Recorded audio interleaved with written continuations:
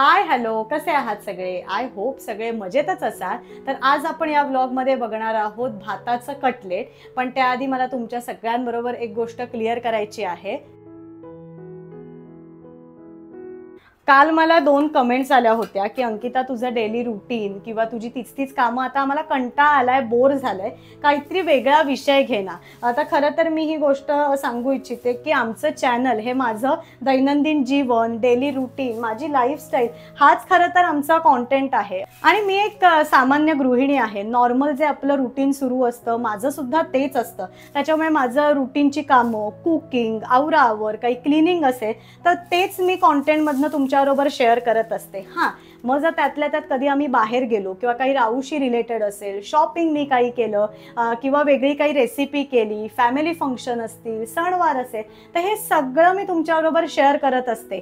पण ह्या उपर कॉन्टेंटसाठी अजून काहीतरी विषय घेऊन मग वैचारिक काही किंवा काहीतरी शिकव असा खरं तर ना माझा स्वभावच नाही आहे. हां, त्यातल्या त्यात जर मी माझ्या रुटीनमध्ये मला असं काही वाटलं की तुमच्या सगळ्यांबरोबर शेअर करावं तर मी त्या गोष्टी नक्कीच शेअर करत असते. आणि कसं आहे ना, थोडंसं की आपल्या प्रत्येकाला असं वाटत असतं की आपण जे करतोय ते परफेक्ट आहे. मला सुद्धा असंच वाटायचं. पण जेव्हा मी हे यूट्यूब चॅनल सुरू केलं आणि तुमच्याशी माझी जेव्हा देवाणघेवाण विचारांची सुरू झाली तेव्हा तुम्ही सुद्धा खूप छान छान सजेशन्स मला देत गेलात. आणि तुम्ही सुद्धा बघितलं असेल किंवा मी हे तुमच्याबरोबर सुद्धा शेअर केलं की जर मला तुम्ही एखादं सजेशन दिलं आणि मला ते पटलं तर मी नक्कीच चेंज करते. कारण खरं आहे, प्रत्येकाची लाईफस्टाईल किंवा जगण्याची पद्धत, ते डेली रुटीन सांभाळण्याची पद्धत ही वेगळी असते. सो हे माझं डेली रुटीन सोडून अजून काहीतरी व्लॉगसाठी वेगळा कॉन्टेंट निवडणं मला तरी नाही जमणार. सो माझ्या त्या दोन्हीही व्ह्यूअर्सना मनापासून सॉरी.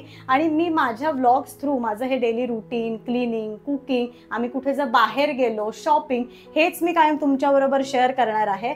सो चला आता मी लगेच लागते कटलेटच्या तयारीला.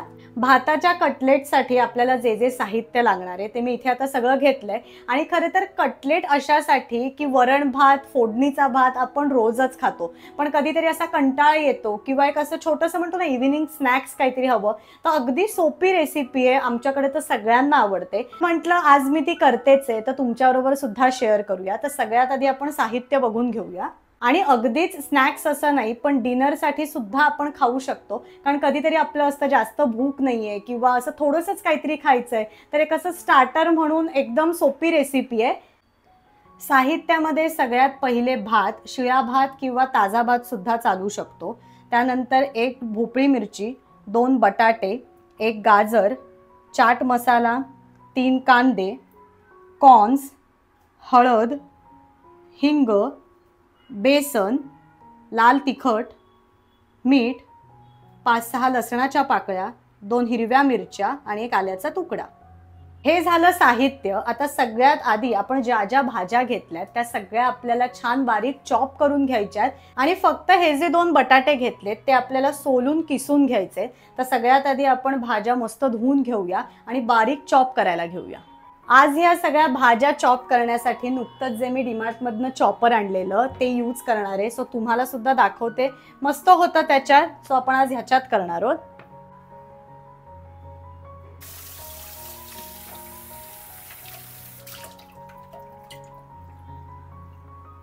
भाज्या आता आपण चिरायला घेऊया. पण त्याच्या आधी मला अनेक कमेंट्स आल्या होत्या की अंकिता तुझे सासरे दिसत नाहीत.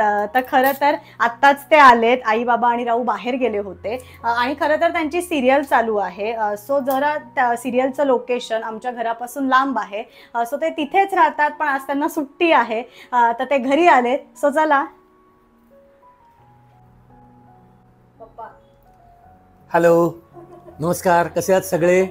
चॅनल बघताय ना, नेहमी बघायचं. हा, आज शूटिंगला सुट्टी मिळाली ना, जरा आराम चाललाय. घरातल्या सगळ्यांना भेटतो मी बऱ्याच दिवसांनी.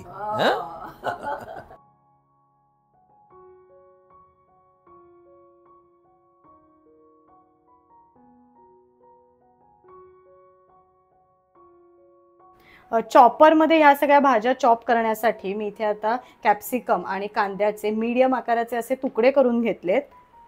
गाजर आता इथे मी सोलून घेतले आणि अख्खं गाजर न घेता अर्ध्या गाजराचे आता मी मीडियम आकाराचे असे तुकडे करून घेते.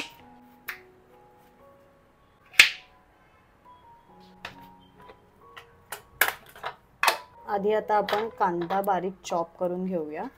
त्यासाठी हे आता कांद्याचे मीडियम आकाराचे तुकडे मी ह्यात टाकतेय.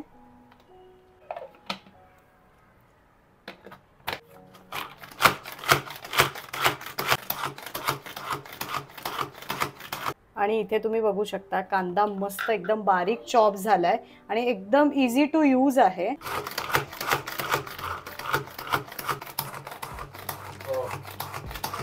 कांद्याप्रमाणेच आता आपली कॅप्सिकम सुद्धा बारीक चिरून झाली आहे.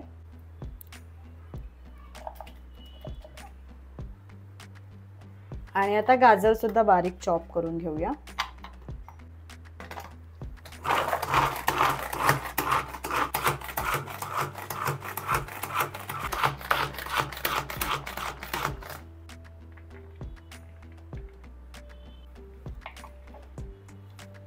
आणि जे 2 बटाटे आपण घेतले होते ते मी आता इथे किसून घेतेय.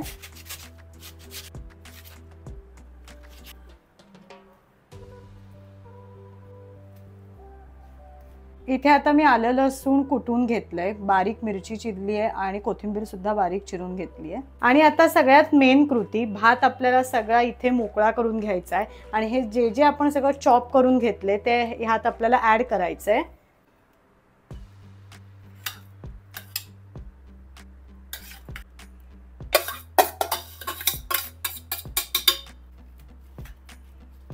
चमच्याने झालं की थोडंसं हाताने सुद्धा आतमध्ये कुठली जर गुठळी असेल तर ती फोडून घ्यायची. भात आता आपला सगळा मोकळा करून झालाय. आता आपण भाज्या सगळ्या ह्यात एक एक करून ऍड करूया. कॉर्न्स आता आधी मी यात ऍड केले. बारीक चिरलेला कांदा, कॅप्सिकम, गाजर आणि जो बटाटा आपण किसून घेतलेला तो आता मी यात ऍड केलाय. आलं लसूण पेस्ट, बारीक चिरलेली मिरची,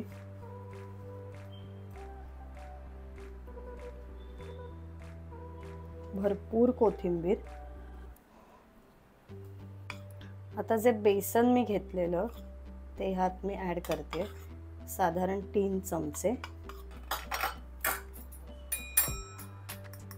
त्यानंतर थोडंसं हिंग, थोडीशी हळद, हिरवी मिरची आपण घातली आहे तरी थोडंसं लाल तिखट आणि थोडासा चाट मसाला आणि आता चवीनुसार मीठ. आता सगळं आपलं ह्यात ऍड करून झालंय आणि हे सगळं मी अंदाजानुसार घेतलंय. आम्ही 4 माणसं आहोत तर त्या अंदाजानुसार हे सगळं मी ऍड केलंय. आता हे सगळं छान आपल्याला त्या भातामध्ये मिक्स करून घ्यायचंय.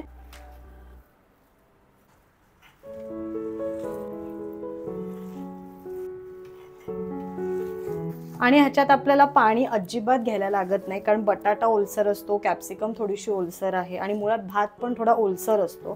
त्याच्यामुळे विदाऊट पाणी हे छान मिक्स होतं.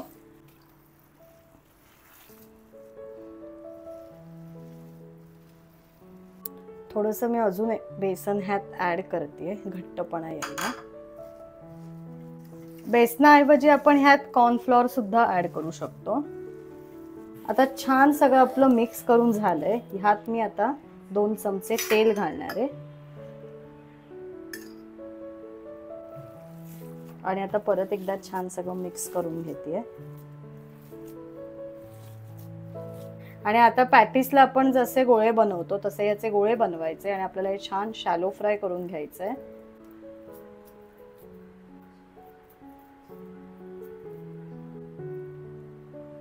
आता आपल्याला हे सगळं शॅलो फ्राय करायचंय. त्यासाठी मी पॅन मध्ये थोडंसं तेल गरम करायला ठेवलंय. तेल छान गरम झालं की जे गोळे मी थापून घेतले ते मी यात एक एक करून ऍड करणार आहे.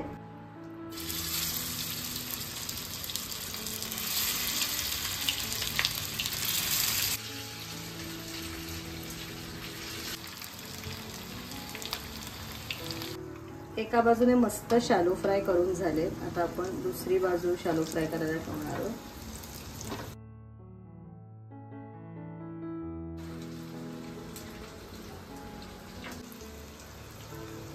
सर्व करायची सुद्धा तयारी करून ठेवते.